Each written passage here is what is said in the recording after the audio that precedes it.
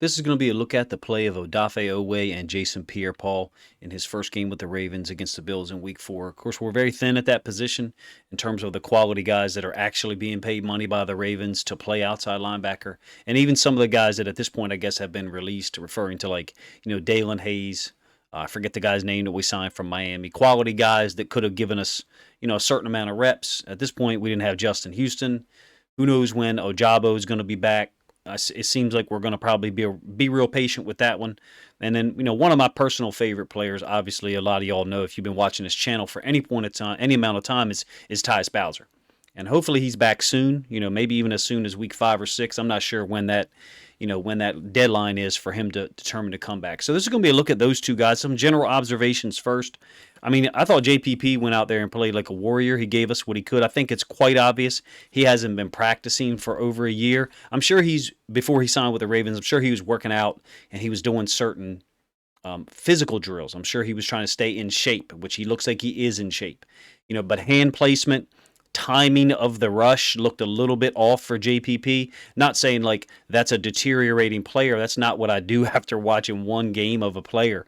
Like, I just think that the timing for him looks like a boxer who maybe retired and came back a year and a half later and still has great skills, still has great reaction time, still is a physical specimen and can do certain things, but the timing of their slip and punch, or the timing of their 1-2 is slightly off, and it will improve with more reps in practice. Oweh certainly had, two very impactful plays.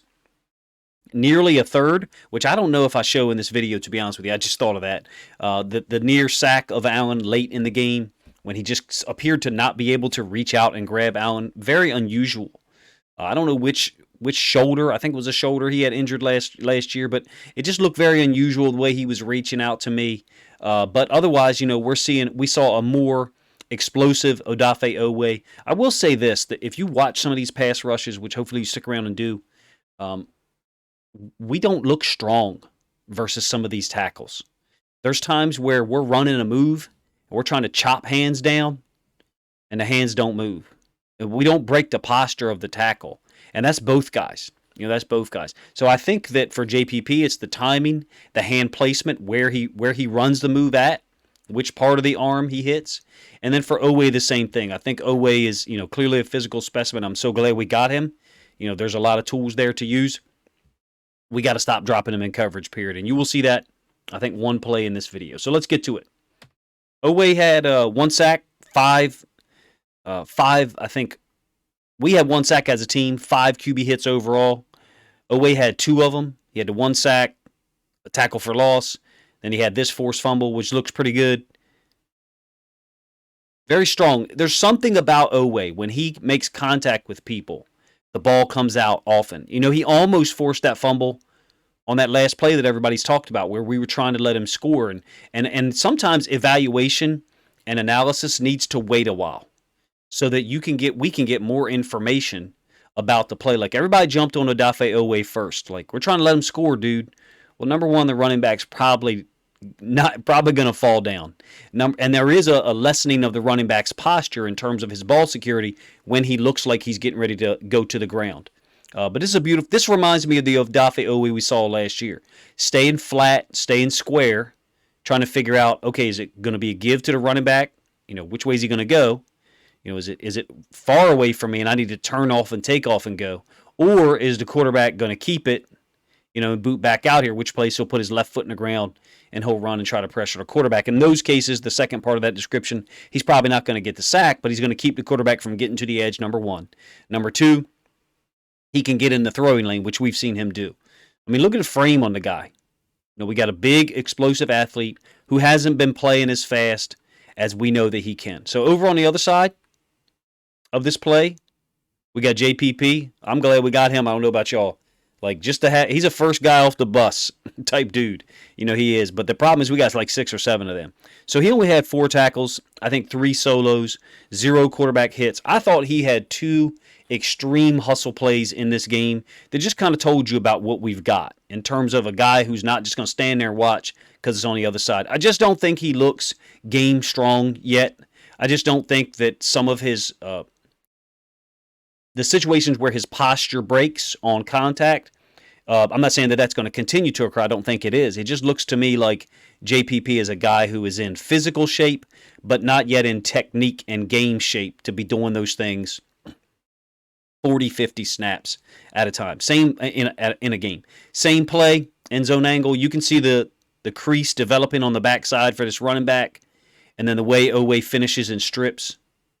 I mean, he almost had 2 forced fumbles in this game, including the one that I talked about earlier. He's a Raven. Give him time. We'll see more of this. Look, there was times where people talked about Marlon Humphrey and Jimmy Smith and even Ray Lewis as over the hill, and they can't do this, they can't do that. He's getting a lot of reps. He being Oweh, and he's not taking advantage of some of them. Some of them he is, however. Personally, I would like to see him in a 3-point stance in these rush situations. I feel like his posture's starting to break down here. He's trying to use his hands and just swipe inside, or slap inside, so the tackle posture ends up going, upfield, and Oweh can get around the corner, around the edge on him. I think the one move that's got to improve for him is his dip and rip, which he can do.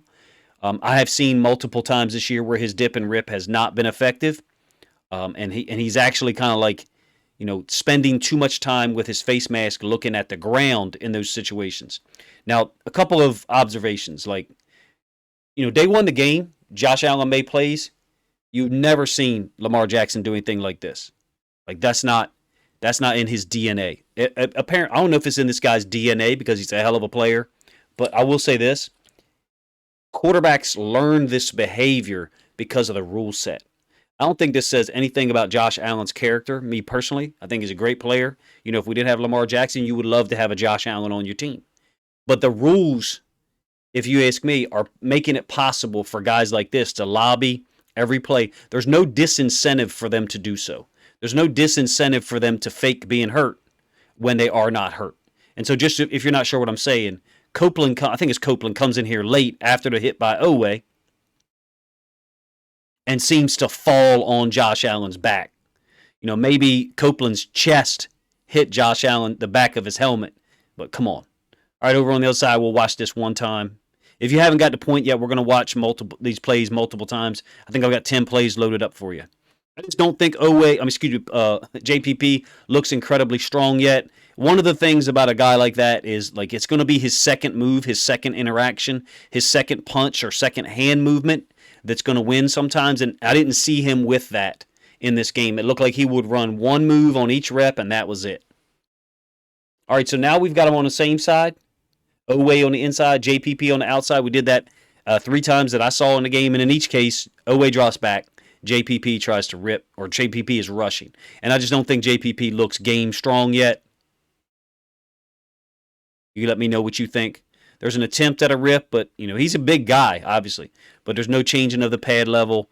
The rip is a little bit late, if you ask me. Some of you that are D-line coaches are more experienced with me than me can let me know what you think. But he's let this guy get to his shoulder, and to me, the shoulder is too much surface area, and the shoulder's too high. Of course, he's a big guy, so for him to get down, I'm not sure where this is in the game. To me, it looks like second or third quarter, maybe a little later.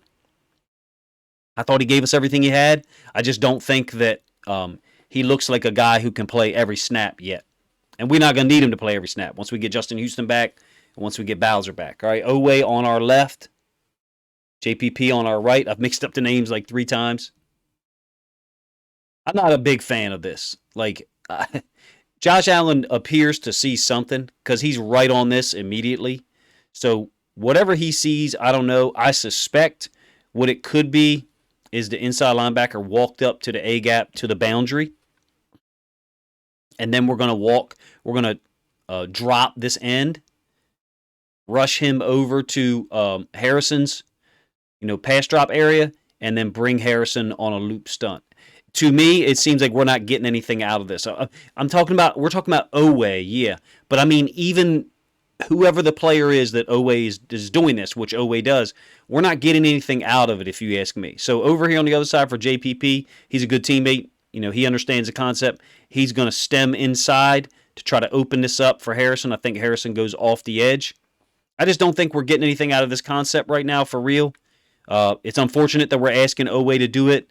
Sometimes you have to take things out of the playbook if they're ineffective. And to me, this seems like one of those situations. Y'all let me know what you think in the comment section. I think this is once Bynes has been hurt because you see Harrison on, but I might be wrong. I might be misinformed. Harrison may have actually played before Bynes got hurt. JPP on our left, Oweh on our right.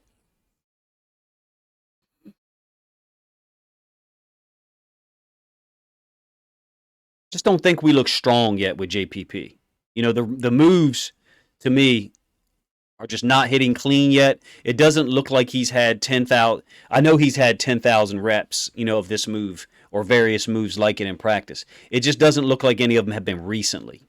I think we're going to get more out of him, as two things happen. Other guys return, which makes him able to play less and be a little bit more fresh, number one. And number two, let's use him where we really, really need him. I think we need him at this point, first down, second down, third down. But we really need him on third down. Let's be honest. That's when we really need him. So let's put him in the position to succeed. Anyway, we got another example of Knox kind of blocking downfield. Now this is a scramble by Josh Allen, okay? So maybe that's why the refs don't throw anything, because it's, it could be a draw play, but we know that it's not. But if what Andrews did to Taron Johnson is offensive pass interference, what the hell is this? Call it on somebody. It looks to me like Bynes and Knox have tangled on another snap earlier in the game, and now they're just getting after each other. I don't know about you, but you put him in the ring or the cage, I'm taking Josh Bynes. He's going to kick his ass. And sometimes, man, little things like this, you need to do to set a little bit of a tone. So credit Knox for being physical and Bynes for being physical. That's football. Should it be a penalty on one of them? Yeah, I guess so. But sometimes you got to do little cheap stuff, man. Oweh with the tackle from the backside. So we're losing a little bit of focus here because I started talking about my man Bynes and I got fired up. 3rd and 1. We got Oweh at the 3 technique on our right, the wide 3, and then JPP here. We're going to slam Peters, and I think Clark's going to blitz off the edge. We're selling out to stop the run. Oweh just kind of standing up. It's not that we took this rep off, don't get me wrong. I'm going to tell you who doesn't take reps off is Justin Madubuike. There is something special about this guy in 2022. You saw pieces of it in previous years. On certain plays, pass plays, run plays. He played great against Green Bay last year, against the pass and the run. This year, it's every snap. Brutal strength. Not really much to say about JPP and Oweh on that rep. JPP on our left, Oweh on our right. Think this is a pass play. Let me know what you guys are seeing. Let me know what you guys are seeing. Look, they give Oweh a credit for a QB pressure here. So I don't know what the standard is for a QB pressure, but that's not one for me. But I do like the physicality, the commitment to where he's going from here. There's something to be said about putting your face mask on the guy's face mask or on his chin or on his upper chest. There's something to be said about that, and then driving him back. It's not a win on this particular rep, but there's something about establishing that move and that you're capable of doing that, because he's got the left tackle on skates. And I thought the Bills' O-line generally played pretty good. You guys let me know what your impression was, in the comment section or in the chat. Over here on the other side, I think this is another example. This guy's pretty strong. I think he does a good job the whole game. And this rep, I think he wins every hand engagement with JPP. I think there's 3 overall. Maybe it's 2. There's a third one on the back end that doesn't really count. Getting a little bit of help from the guard, but JPP to me is, I'm not going to use the word struggling. It's like things aren't aligned yet, and it just looks like to me he hasn't had enough reps in practice. He hasn't been practicing with us long enough. Do I think he's going to be a 10-sack guy when he puts it all together? I mean, come on, no. Do I think he can give us a 1.5 sack or 2-sack game a couple of times this year? Yeah, depending on the matchup, absolutely. Yep. Great play by our defense there. But we're focusing this on Oweh and JPP. All right, Oweh rushing, JPP trying to spin, and it doesn't work. It doesn't work for JPP on our side. We'll talk about Oweh in a minute. It doesn't work, but it's nonetheless impressive. The chop doesn't work. We're going to run this back multiple times. Let me get this right. I don't know about you guys, but I like to be able to see the moves over and over. My brain can't catch it on the first rep. So hopefully for you guys, it's smooth when I reboot this like this. Now, I think it's quite impressive that JPP spins, and when he spins, he's got his right hand, right shoulder near to the tackle. When he spins back around, he immediately makes contact with his right hand again. It doesn't work. I'm just saying from an athletic standpoint, it's pretty damn impressive, being as you've got a really strong technical tackle, working on you there. You can see the move that JPP's trying to do. He's trying to get the tackle's hand to come out, which he did there, and then he's trying to chop the outside hand with his right hand because he's closed the distance. And it doesn't work. The guy's strong, got a good base. All right, over here on the other side, let's check Oweh out. And I'll do the same thing. I don't know if you guys like it. If you don't, let me know. The thing about Oweh that I think is different than JPP at this time is, yes, the technical parts of it, there's things that aren't working. Like this slap here is not working. He did not break that left tackle's posture at all. The left tackle did a good job of holding his hands out until Oweh committed with his inside hand. Almost did it again. However, it's the second engagement, it's the second burst by Oweh because of his athleticism, his youth, his energy level. You can see the energy level here. I still would like to see a little bit lower stance for him. I feel like he plays better out of that three-point stance. They both made contact with each other's helmet. I think it looks to me like the left tackle stabs him in the face mask with his left hand, and then Oweh also makes contact with his helmet. So I'm not down with complaining about all that stuff. It's football. These things happen. The egregious penalties are different, okay? But contact like that and contact between binds and knocks, like those things don't bother me. Here he is in a three-point stance. We'll see if we get anything different. Anything different in terms of burst? We're up high off the start. Again, that right tackle's strong, man. Don't even know his name. Look at the right hand. Left hand up under Oweh's inside shoulder. Stopped all momentum. I think we're just too late in making contact here with Oweh. And this is a consistent thing that happens. I mean, sometimes you buck your head on certain things, but he's bucking his head and he's got the foot in the air while this guy's got the right hand on the chest. This rep is over. On that first engagement, it's over. Strong guy. Really strong guy. We're running a stunt on the other side, and it works because we get Queen. He's clean, so JPP's going inside. I think Campbell is stemming outside, and then we're trying to isolate Queen on this running back. So it works from the standpoint of we get a QB hit, and I think it's a drop on the sideline. Now, that's a catch to Knox. By the way, I have a video coming out on Marlon Humphrey. There's people out there that are tripping, man. They're like, oh, the Ravens give up all these pass yards, and so Marlon Humphrey isn't playing good. They're not throwing at him. They're not targeting him. Like there's like six times where Marlon Humphrey's part of the read. So what I mean when I say part of the read is the ball is thrown to the side of the field where he's lined up and where he's playing. Like right here, just so you know. That's him on Stephon Diggs. And the ball is thrown to that side. What that means is the quarterback to throw the ball here, he had to look there. All right, let's start there. That's number one.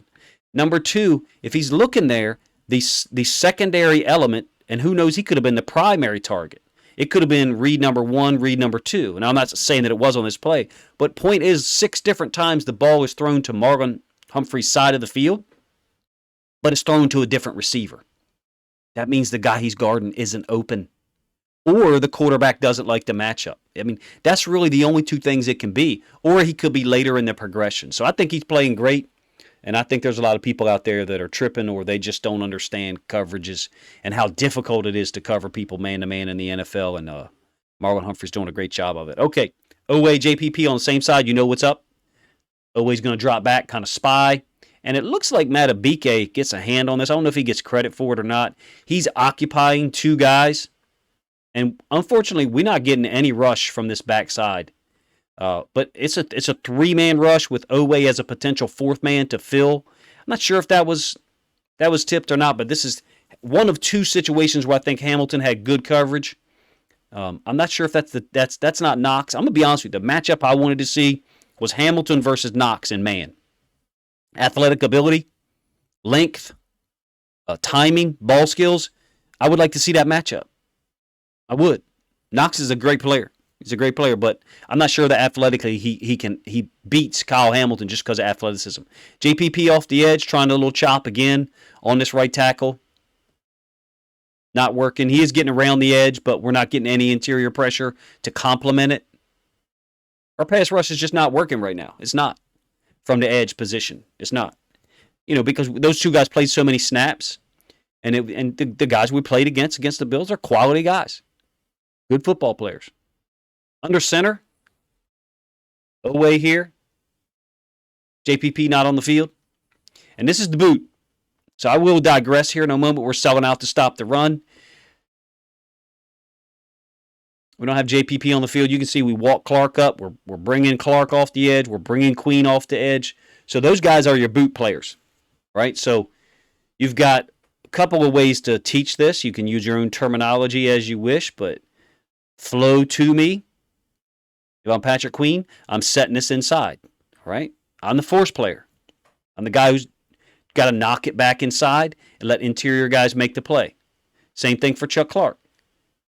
Flow to me. I've got to set it inside. Whatever depth you want to teach. Some people teach 2 yards in the backfield. Some people, whatever you want to teach, fine. But you got to keep your outside arm free. You got to try to knock whatever block you're getting to the inside. Don't get so far upfield that a pulling lineman kicks you out, and then the running back can run, underneath of that kick out block. So it's a refined technique. It's not something you just show up and do. Athletes are going to be athletes. But when you give them these little pointers, it helps them out. Patrick Queen needs pointers. I suspect he's getting them. I mean, they're professional football coaches. They better damn sight be getting them. Pay attention to running back's left foot.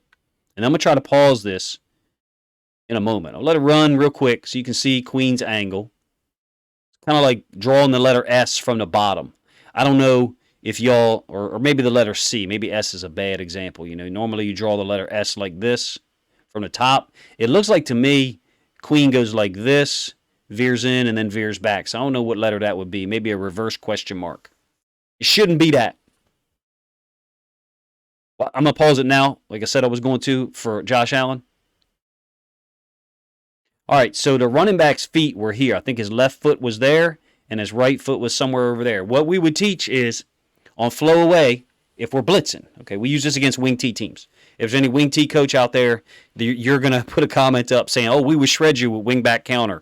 That has happened, okay? But on wing T, buck sweep, on waggle, trap, multiple other plays, the halfback goes away. So what we would do is we would give our outside linebacker, our strong safety, we put him on the line of scrimmage just like Queen is. We give him an aiming point. That aiming point was 2 yards outside. That's a little long.